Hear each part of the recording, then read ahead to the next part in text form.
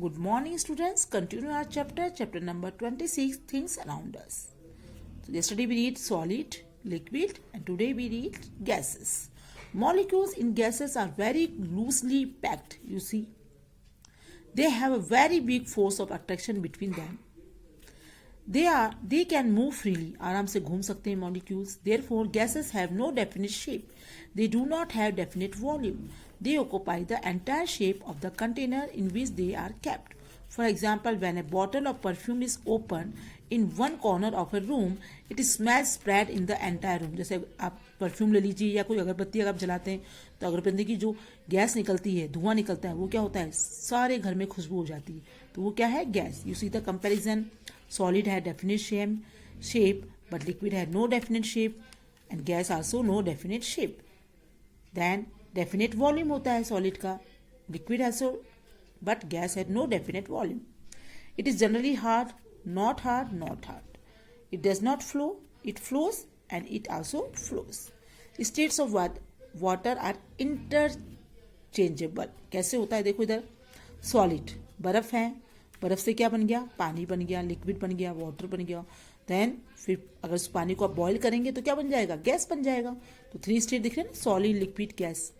अब इसको आप रिवर्स भी कर सकते हैं. जैसे यहाँ पे देखो वाटर है, फिर वाटर से क्या बना, जब हमने फ्रिज में डाला तो क्या बन गया, आइस.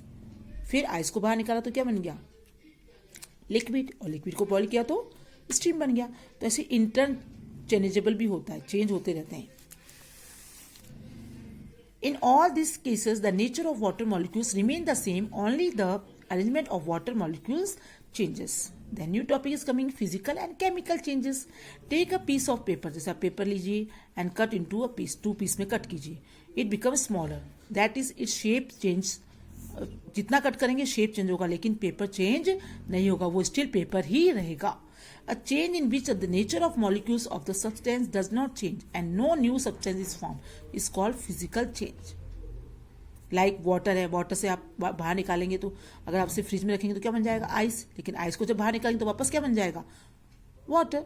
तो मतलब इनका क्या मेन मोटो क्या है, पानी. इनका जो इंटरलिंक कर रहा है वो क्या हो रहा है, पानी. इसे बोलते हैं फिजिकल चेंज.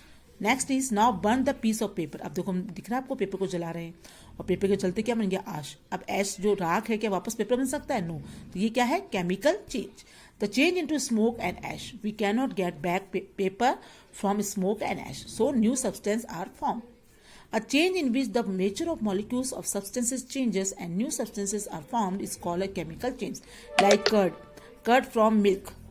अगर दही से किससे बनता है, दूध से. वापस क्या, दूध, हम दही से दूध बना सकते हैं, नहीं, ये तो होगा नहीं. Rusting of iron also. This are the example of chemical change. Solid dissolve in liquids. Take some water in a glass. पानी ले लीजिए ग्लास में, and spoonful of sugar. उसमें शुगर भी ले लीजिए. The sugar disappear in water. जब sugar को मिलाएंगे तो क्या हो जाएगा, वो घुल जाएगी. When you taste this water it is sweet. जब चीनी मिला पानी कैसा होगा, मीठा होगा. This is because the sugar had dissolve in water. When a solid such as sugar is dissolved in liquid like water, it is called produce a solution. तो किसका solution बन गया, मीठा solution बन गया. The substances that dissolve in a liquid are said to be soluble in that liquid.